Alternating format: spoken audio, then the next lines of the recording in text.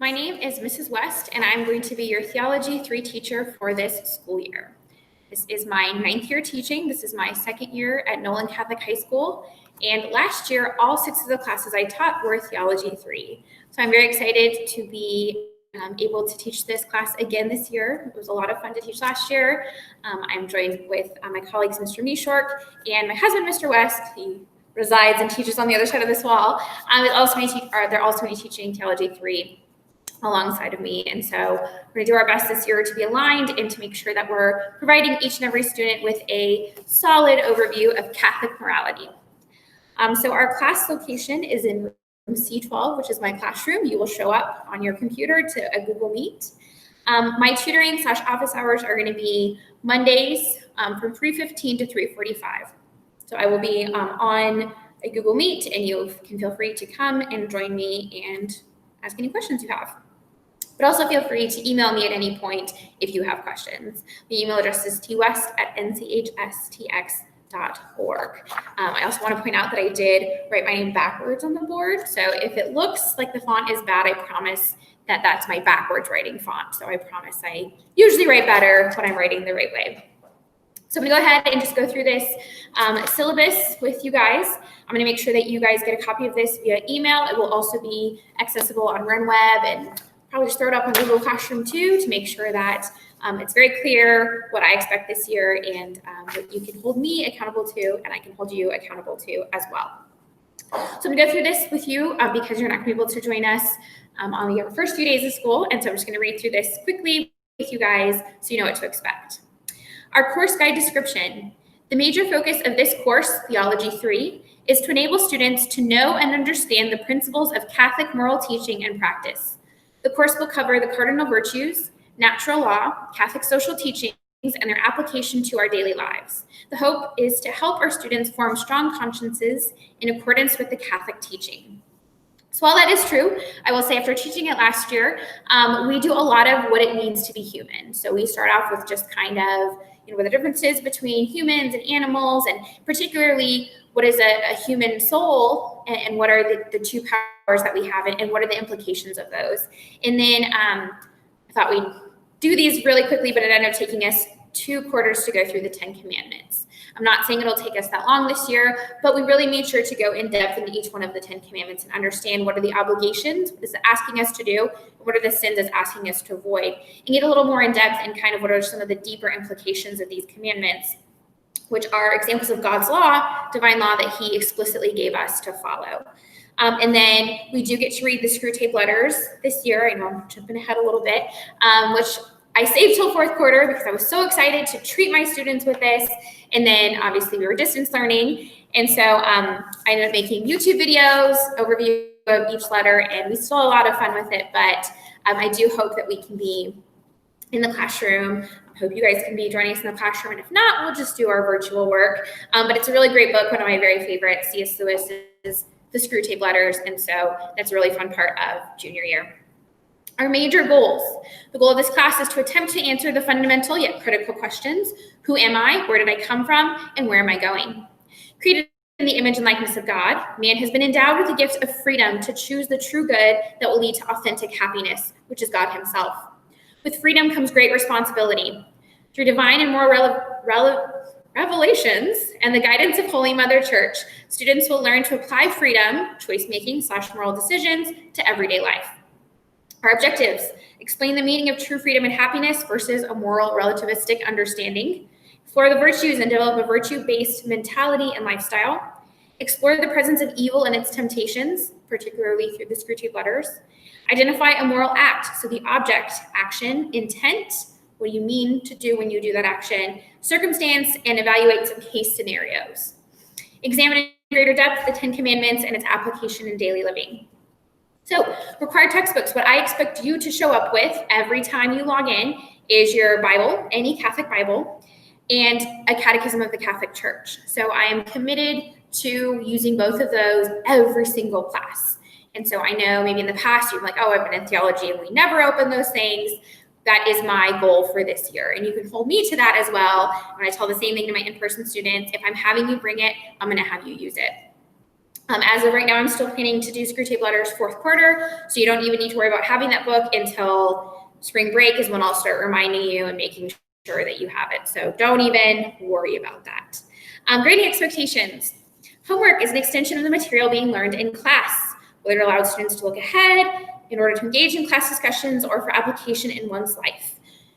One quick note about homework. So basically, because we have block days every single day, I'm going to be splitting up our class into a time of direct lecture or instruction, and then move into an assignment portion. And so I'm planning to give my students in person, as well as you online, some time to work on any homework or classwork assignments embedded in our time together. So that might mean that you're on our Google Meet for 30 minutes, and then I dismiss you to go do the reading or to go examine your catechism. I might mix that up a little bit, but I will just make sure to communicate with you at the beginning of the week my expectation for when you should be online and about how long you should be online for. Absent work. So if you aren't able to make a class, I will be recording every single one of my virtual classes, which is just my in-person class, which I'm recording for you virtual students. So if you do miss a class, you'll be able to access that through the Google Classroom, and then you'll still be accountable for the work. You do get an extra day for however many days that you've been out for. So in your case, it might look like if you get really sick and you're unable to do work, or you're unable to show up for class, I totally understand. Send me an email as soon as you can and just let me know the situation, and we can work on a more individualized basis on what makes the most sense for you, that is still just, but is also merciful for you. So this is a different year, and so we're willing to work with you guys to make sure that everyone's needs are met to the best of our ability. So yeah, missing work, again, if it's late, that's when you start to lose credit for it, but talk to me, reach out to me. I'm a pretty understanding person.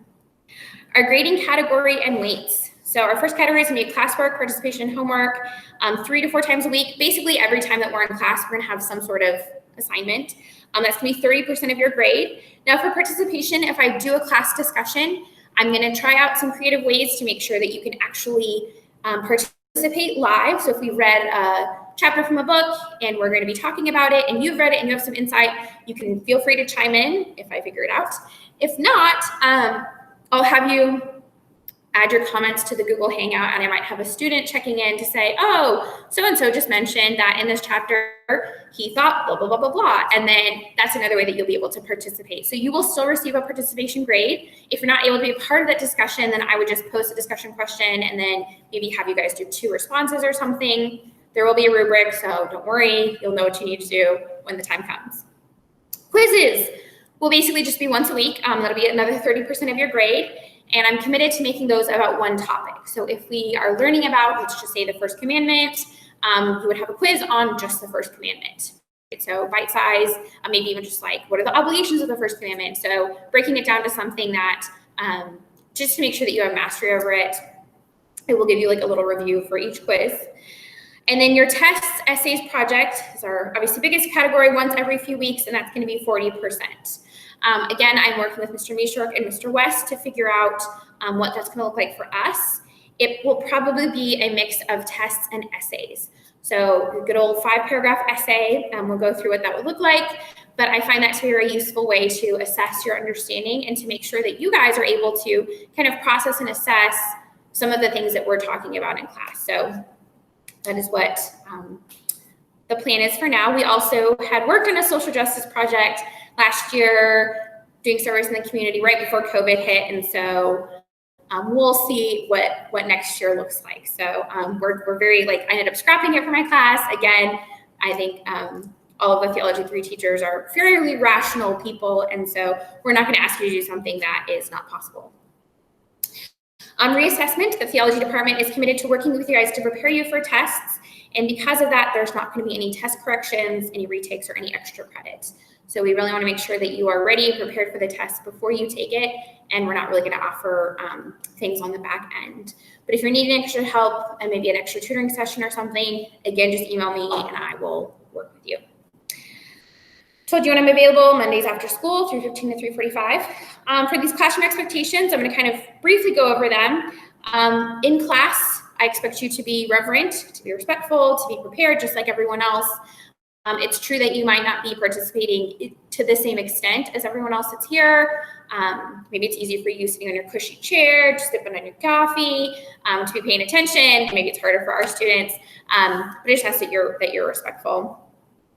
Again, please bring that Bible and catechism. You don't have to worry about not sharing because it's here at home.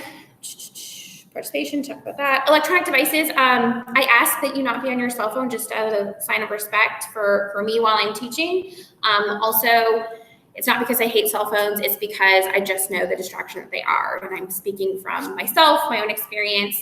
When you're looking at a screen, you're not paying as much attention to other things. And so just out of respect for me and also for yourself, like you only have limited time to be kind of face to face in a sense over the screen, learning this material. You're not able to have the benefit of being in the classroom where 20 minutes later you have a question, you can circle back, or maybe you're walking down the hall and you're like, oh, hey, Mrs. West, when we talked about that in class, I didn't really get that. So I really ask that you are very engaged and you're really trying to understand what we're talking about, so that way you can kind of ask those questions right away and that you can be fully engaged. Our topics, so in the fall, we're going to start with kind of what is life in Christ. Again, God's plan, our response, what is creation, kind of what's the basic teaching of the church. We're going to talk about truth, what is truth. And then we're going to get into the Old Testament, so some background of how God has revealed himself in the Old Testament. Again, we're really highlighting the 10 Commandments here. So love of God, love of neighbor, we find in the 10 Commandments. And then we're going to talk a little bit about Christ, a still greater way, so that how the old covenant is fulfilled in Jesus as the new covenant. We're going to hit some of that. We'll have a midterm exam at the end of this semester. And then in the spring, we're going to hit on vocation and discipleship. So now that we know this truth about how we're supposed to live, what does that mean for us? We're going to talk about sustaining moral life. So we talked about those cardinal virtues. What does holiness look like for you? What does holiness look like for me? How do we get to heaven? So first of all, our goal should be heaven. And if it is, what do we need to do to get there? And then lastly, the reality of sin and the Screwtape Letters. Screwtape Letters are a great way to wrap up the year. Again, it's really fun. It's a book that's written by C.S. Lewis, the author of The Chronicles of Narnia and other great books. And it's a position from one devil to another devil. So this little lowly devil on earth is trying to tempt this human, and that devil's name is Wormwood, and his uncle Screwtape is in hell, and he's kind of a higher up demon. So Screwtape is writing letters of advice to his nephew Wormwood on how to tempt this patient and how to bring him down to hell ultimately. And so basically what it ends up being for us is kind of a mirror that's held up. We're able to see, oh, these are the ways that I'm being tempted in my life. These are the little ways that sin maybe has creeped in. And so as Catholics, a perfect way for us to kind of step up our examination of conscience and help us probably have more thorough confessions and hopefully grow more in holiness. At the end of spring semester, we'll have a final exam. Next, we have the Academic Integrity Pledge, which by this point in your Nolan experience, you should be familiar with. But basically, don't cheat. Don't copy other people's answers. Don't give other people answers. Your education is about you learning, you becoming a better person, you learning how to think better, how to speak better, how to write better. And so you're not going to grow in those things unless you do the work, right? And so being a true friend to others means saying no when they want you to give them the answers. I'm not saying don't help them, but don't do the work for them. And then vice versa. Being a good friend for you is not to put your friend in that position. So if you need help with something, feel free to ask them, feel free to ask me, but please don't ask to copy something. And then when we do essays, we'll go through this a little bit more, but don't take someone else's writing and claim it's your own, right? We're in Catholic morality. One of the seven commandments is don't bear false witness, don't tell a lie. And so if you're saying, I wrote this, you put your name at the top and you didn't, that's plagiarism and that's essentially a lie. So just don't do that stuff and we'll be fine. Distance learning. So this last page, again, is going to look the same throughout all of your syllabi. But basically, I'm going to do my best to communicate with you via Google Classroom. And so it'd be great if you read those communications and you understood what I'm asking of you, and then you actually did those things. So log in, see what you need to do for the week, be prepared, log into the classroom so I can quickly get you guys in and I can get started with my live class. You should have your own technology. our technology should work. There might be times where yours isn't working or mine isn't working. Again, email whenever you can, explain the situation, and we can work something out. You should be actively engaged throughout that time, completing assignments on time. There shouldn't be any reason why you're not able to do that. So deadlines are not going to be extended for you. Because, if we're having a class on a Monday, your assignment's not going to be due until Wednesday in class. And if I'm giving you time in class and you have all day Tuesday, and then on Wednesday night, you email me and you say, hey, I was having trouble submitting it. Can you help me out?